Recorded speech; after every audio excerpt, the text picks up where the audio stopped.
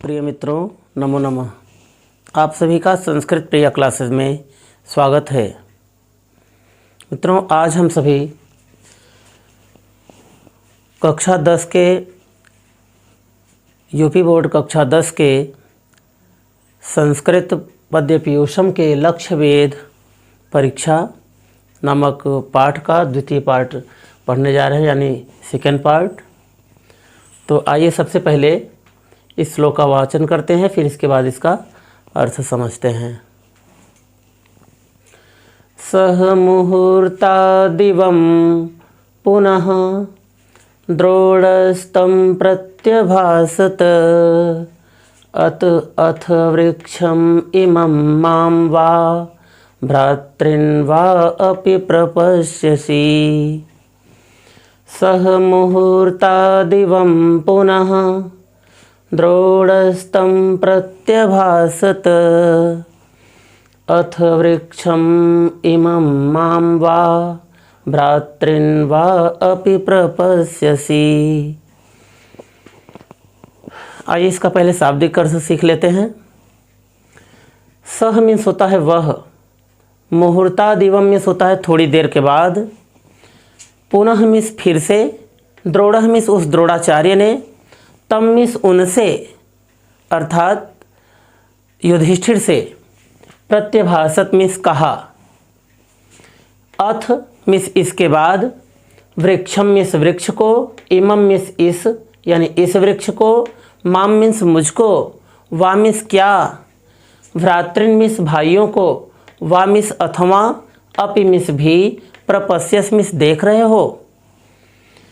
इसके बाद थोड़ी देर के बाद उस द्रोणाचार्य ने उस युधिष्ठिर से कहा कि इस वृक्ष को, क्या इस वृक्ष को मुझे या अपने भाइयों को देख रहे हो। फिर से आइए समझते हैं। इसके बाद थोड़ी देर के बाद फिर से उस द्रोणाचार्य ने उस युधिष्ठिर से इस प्रकार से कहा कि इस वृक्ष को, क्या इस वृक्ष को मुझको या अपने भाइयों को तुम देख रहे हो। अब आइए इसकी व्याख्या को सीखते हैं कि किस प्रकार से आपको अभी एग्जाम में लिखना है। तो द्रोणाचार्य ने थोड़ी देर के बाद उस युधिष्ठिर से पूछा, क्या इस वृक्ष को मुझको या अपने भाइयों को भी देख रहे हो। द्रोणाचार्य ने थोड़ी देर के बाद उस युधिष्ठिर से पूछा, क्या इस वृक्ष को मुझको या अपने भाइयों को भी देख रहे हो। तो आप सभी यहाँ पर व्याख्या में लिखने से पहले आप सभी यहाँ पर संदर्भ लिखेंगे कि प्रस्तुत श्लोक हमारी पाठ्यपुस्तक संस्कृत पद्य पीयूषम के प्रथमः पाठः लक्ष्य वेद परीक्षा नामक शीर्षक से अवतरित है। फिर इसके बाद यहाँ पर यह व्याख्या लिखेंगे कि द्रोणाचार्य ने थोड़ी देर के बाद उस युधिष्ठिर से पूछा, क्या इस वृक्ष को मुझको या अपने भाइयों को भी देख रहे हो। फिर अब आइए सीखते हैं कि इसके बाद युधिष्ठिर ने क्या कहा,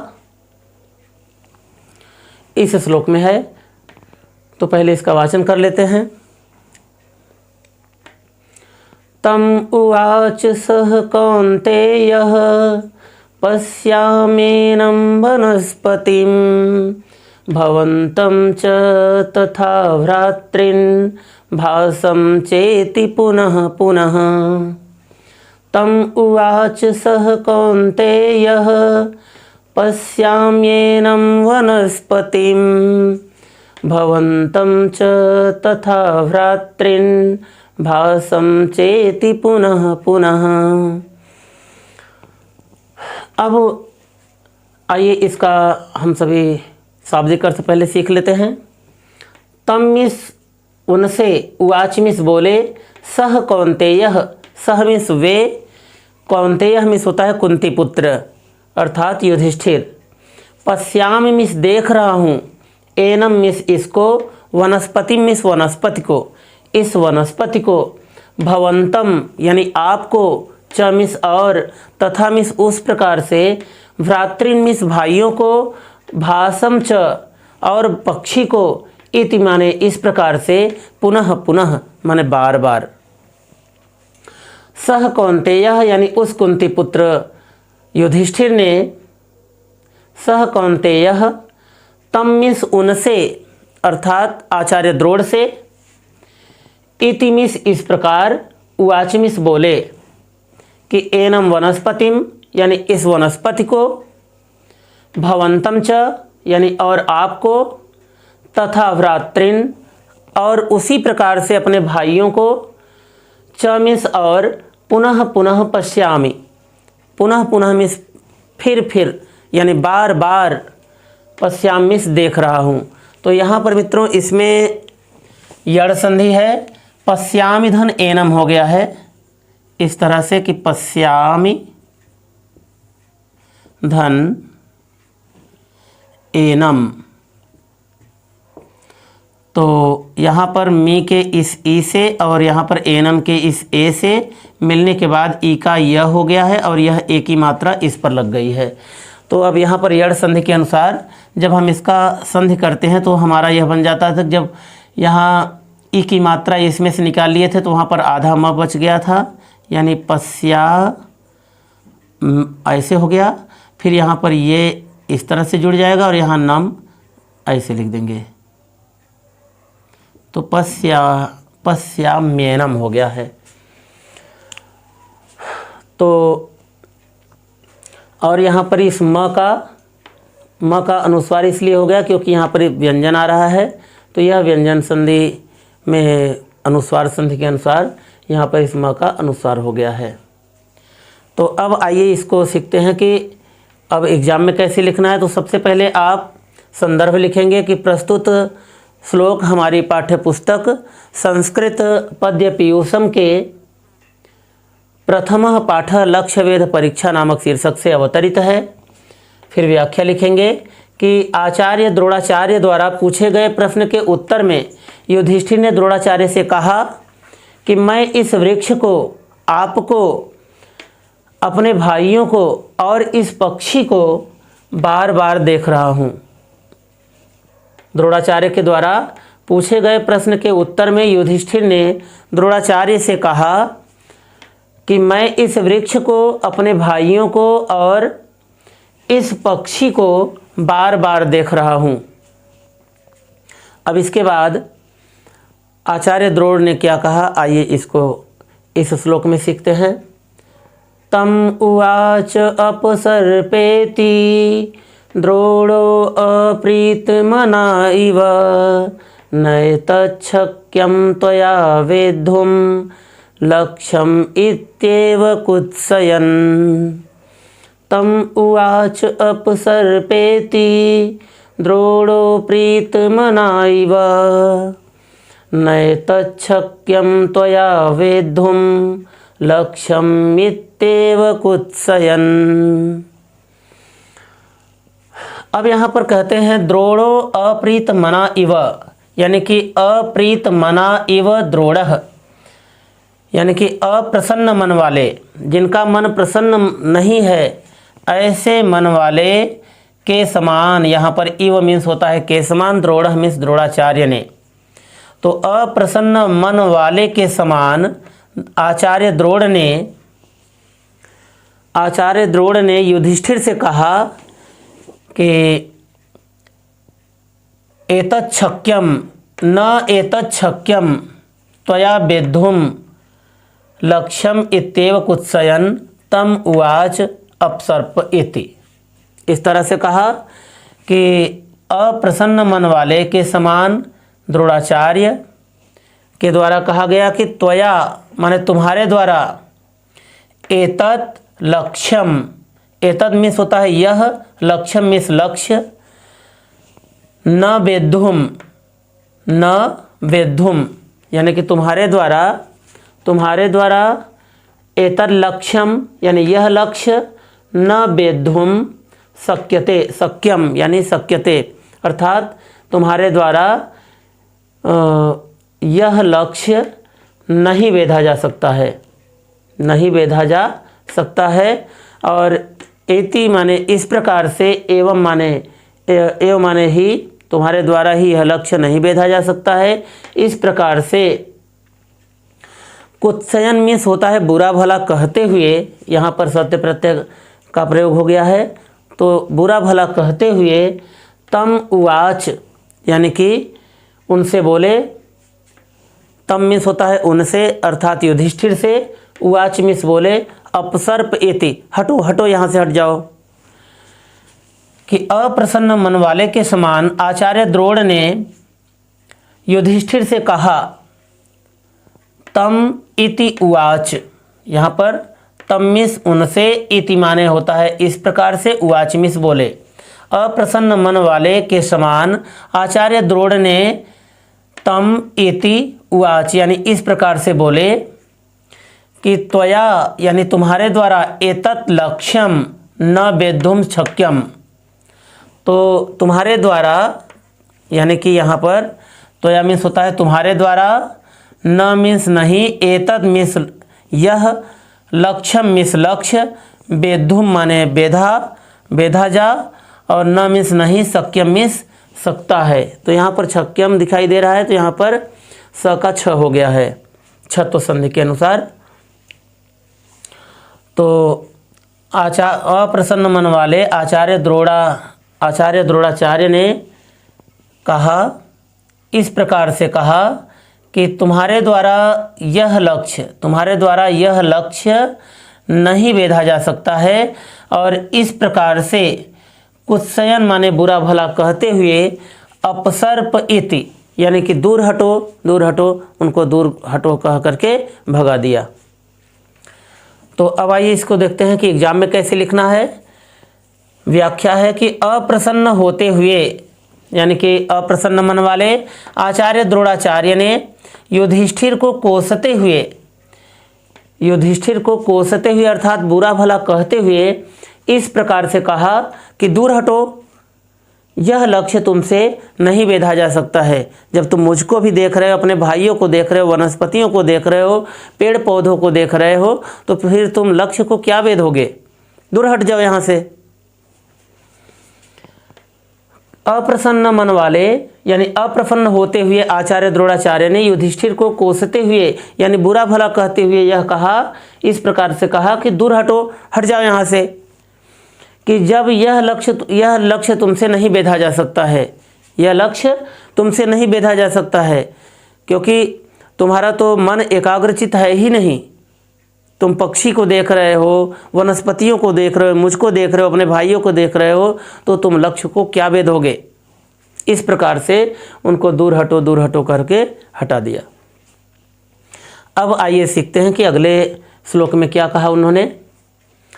ततो धनंजयं द्रोणः स्मयमानोऽभ्यभाषत त्वयेदानीं प्रहर्तव्यम् एतल्लक्ष्यं विलोक्यताम्। ततो धनंजयं द्रोणः स्मयमानोऽभ्यभाषत त्वयेदानीं प्रहर्तव्यम् एतल्लक्ष्यं विलोक्यताम्।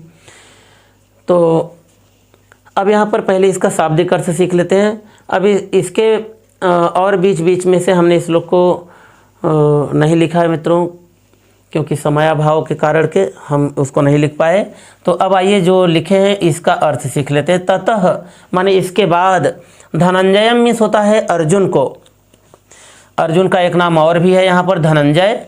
तो ततः मीन्स इसके बाद, धनंजय मीन्स धनुंजय को अर्थात अर्जुन को, द्रोण माने आचार्य द्रोणाचार्य ने स्मयमानः अभ्यभाषत मुस्कुराते हुए बोले कि त्वया इदानीम यानी इदानीम मीन्स होता है यह, त्वया मीन्स तुम्हारे द्वारा, एतल लक्ष्यम प्रहर्तव्यम इस लक्ष्य पर प्रहार करना चाहिए, विलोक्यताम यानी इस लक्ष्य को देख लो, कि तुम्हारे द्वारा इसके बाद अर्जुन को आचार्य द्रोणाचार्य ने मुस्कुराते हुए कहा कि यह लक्ष्य तुम्हारे द्वारा यह लक्ष्य अच्छे से देख लिया जाना चाहिए।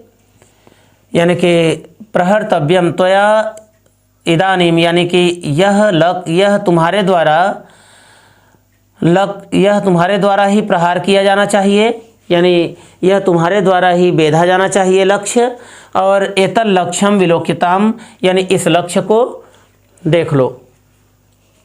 तो इसके बाद अर्जुन को आचार्य द्रोणाचार्य ने मुस्कुराते हुए कहा कि यह तुम्हारे द्वारा ही प्रहार किया जाना चाहिए, यानी कि यह लक्ष्य तुम्हारे द्वारा ही बेधा जाना चाहिए। और एतल लक्ष्यम विलोक्यताम, इस लक्ष्य को अच्छे से देख लो, यानी भली प्रकार से देख लो। विलोक्यताम मीन्स देख लो। आइए देखते हैं आपकी एग्जाम में कैसे लिखना है कि जब कोई अन्य शिष्य, यानी कि जब कोई अन्य शिष्य, यानी दूसरे बहुत सारे शिष्य थे उनके पास, यानी कि कौरव और पांडव के सभी राजकुमार थे। तो जब अन्य कोई भी शिष्य निशाना न लगा सका, तब आचार्य द्रोणाचार्य ने मुस्कुराते हुए अर्जुन से कहा कि अब तुम्हें प्रहार करना चाहिए, यानी कि अब तुम्हें प्रहार करना है, इसलिए लक्ष्य ठीक से देख लो, यानी कि इस लक्ष्य को देख लो। जब अन्य कोई भी शिष्य निशाना न लगा सका, तब आचार्य द्रोणाचार्य ने मुस्कुराते हुए अर्जुन से कहा कि अब तुम्हें प्रहार करना है, इसलिए इस लक्ष्य को ठीक से देख लो। फिर इसके बाद इस श्लोक में क्या कहा गया है, आइए सीखते हैं इसको। मुहूर्तादिवं तं द्रोणः तथैव समभासत, पश्यस्येनं स्थितं भासं द्रुमं माम अपि चार्जुन। मुहूर्तादिवं तं द्रोणः तथैव समभासत, पश्यस्येनं स्थितं भासं द्रुमं माम अपि चार्जुन। कि मुहूर्ता दिवम, यानी थोड़ी देर के बाद तम द्रोणः, तम द्रोणः माने होता है उस द्रोणाचार्य ने, मुहूर्ता दिवम मीन्स थोड़ी देर के बाद, द्रोणः मीन्स आचार्य द्रोणाचार्य ने, तम मीन्स उस अर्जुन को, तथैव माने उसी प्रकार से, समभासत मीन्स कहा, जिस प्रकार से युधिष्ठिर आदि सभी राजकुमारों को उन्होंने कहा था। तो तम मीन्स उसी प्रकार से, तथैव मीन्स उसी प्रकार से, तम मीन्स उस अर्जुन से भी, समभासत मीन्स कहा कि अर्जुन, हे अर्जुन, पश्यस एनम, एनम माने होता है इस, एनम मीन्स इस, स्थितम भासम, इस स्थित भास को अर्थात पक्षी को, इस पक्षी को, द्रुमम यानी इस वृक्ष को, मामपि यानी मुझको भी, पश्यसि यानी देख रहे हो। तो यहाँ पर पश्यसि में इस प्रकार से है कि पश्यसि धन एनम, तो पश्यस्येनम यानी कि यहाँ पर छोटी ई, सी के इस ई से, और यहाँ पर ए के, एनम के इस ए से मेल होने पर ई का यह हो गया है, और ए की मात्रा यह इस पर लग गया है। तो यहाँ पर इस प्रकार से हो गया है कि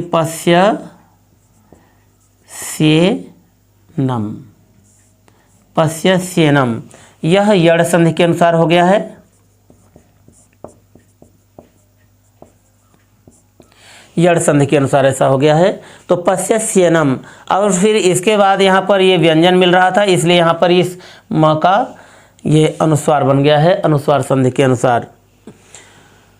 तो थोड़ी देर के बाद द्रोणाचार्य ने उसी प्रकार से उस अर्जुन से संभाषत मिस कहा कि एनम स्थितम भासम, यानी कि इस स्थित पक्षी को, इस एनम द्रुमम स्थितम भासम, यानी इस वृक्ष की वृक्ष के अग्रभाग में यानी ऊपरी भाग में स्थित पक्षी को और इस वृक्ष को और मुझको भी माम अप यानी मुझको भी पश्यस माने देख रहे हो। व्याख्या, आइए व्याख्या सीखते हैं कि थोड़ी देर के बाद द्रोणाचार्य ने उनको भी यानी उस अर्जुन को भी उसी प्रकार से कहा कि हे अर्जुन, क्या इस पक्षी को, वृक्ष को और मुझे भी देख रहे हो। थोड़ी देर के बाद आचार्य द्रोणाचार्य ने उन अर्जुन को भी उसी प्रकार से कहा जिस प्रकार से युधिष्ठिर आदि सभी राजकुमारों से कहा था कि हे अर्जुन, क्या इस पक्षी को, वृक्ष को और मुझे भी देख रहे हो। तो फिर आइए देखते हैं कि अब अर्जुन ने क्या कहा। पश्याम्येकं भासम् इति द्रोणं पार्थोऽभ्यभासत न तु वृक्षं भवन्तं वा पश्यामीति च भारत। पश्याम एकं भासम् इति द्रोणं पार्थोऽभ्यभासत न तु वृक्षं भवन्तं वा पश्यामीति च भारत। अब यहाँ पर भारत के लिए कहा गया है कि भारत यानी उस अर्जुन को ही कहा गया है कि हे भरतवंशियों में श्रेष्ठ। भरतवंशी उस अर्जुन ने यानी कि भरतवंशी उस पार्थ यानी उस पार्थ अर्जुन ने द्रोणम यानी आचार्य द्रोणाचार्य से अभिभाषत यानी कहा, क्या कहा कि एकम भासम पश्यामि इति, कि मैं एक पक्षी को ही देख रहा हूँ। एकम भासम यानी एक पक्षी को ही, पश्यामि मिस देख रहा हूँ, इति मिस इस प्रकार से, द्रोणम मिस आचार्य द्रोणाचार्य से, पार्थ अव्यभासत यानी अर्जुन ने कहा। क्या कहा कि पश्यामि मिस देख रहा हूँ, एकम मिस एक, भासम मिस पक्षी को, इति माने इस प्रकार से, द्रोणम मिस द्रोणाचार्य ने, पार्थ यानी द्रोणाचार्य से, पार्थ मिस अर्जुन ने, अभिभाषत मिस कहा। यानी कि अर्जुन ने आचार्य द्रोणाचार्य से इस प्रकार से कहा कि मैं एक पक्षी को ही देख रहा हूँ। न तो वृक्षम भवंतम वा पश्यामि इति, न तो मैं इस वृक्ष को देख रहा हूँ और न तो मैं इस वृक्ष को देख रहा हूँ, न आपको देख रहा हूँ और न ही अपने भाइयों को ही देख रहा हूँ। पश्यामि मिस देख रहा हूँ। तो अब इसके बाद व्याख्या है। तो व्याख्या कैसे लिखेंगे? सबसे पहले संदर्भ लिखेंगे। संदर्भ लिखने के बाद ही व्याख्या आपको लिखना है, क्योंकि संदर्भ अगर नहीं लिखेंगे तो आपका 2 नंबर कट जाएगा। इसलिए संदर्भ लिखना अति आवश्यक है। तो यहाँ पर संदर्भ कैसे लिखेंगे कि प्रस्तुत श्लोक हमारी पाठ्यपुस्तक संस्कृत पद्य पीयूषम के प्रथम पाठ लक्ष्य वेद परीक्षा नामक शीर्षक से अवतरित है। फिर इसके बाद व्याख्या लिखेंगे कि भरतवंशी अर्जुन ने आचार्य द्रोण से कहा कि मैं केवल पक्षी को देख रहा हूँ, मैं न तो वृक्ष को देख रहा हूँ और न आपको ही देख रहा हूँ। भरतवंशी अर्जुन ने आचार्य द्रोण से कहा मैं केवल पक्षी को देख रहा हूँ, मैं न तो वृक्ष को देख रहा हूँ और न ही आपको देख रहा हूँ। तो मित्रों, आप सभी को यह आशा है कि आप सभी को इन श्लोकों का अर्थ अच्छे से समझ में आया होगा। आप इसको एक बार और फिर से देख लीजिएगा और फिर इसके बाद एग्ज़ाम में जाइएगा, तो आपको अच्छे से सभी लिखने में यह श्लोक मदद करेगा। इसलिए हमने यहाँ पर इसकी हिंदी व्याख्या भी लिख दिया है। तो आप सभी इसकी हिंदी व्याख्या को देख लीजिए और अच्छे से पढ़ लीजिएगा, ताकि एग्ज़ाम में किसी प्रकार की आपको असुविधा न महसूस हो और पूरा का पूरा अंक मिले। Best of luck. तब तक के लिए नमो नमः।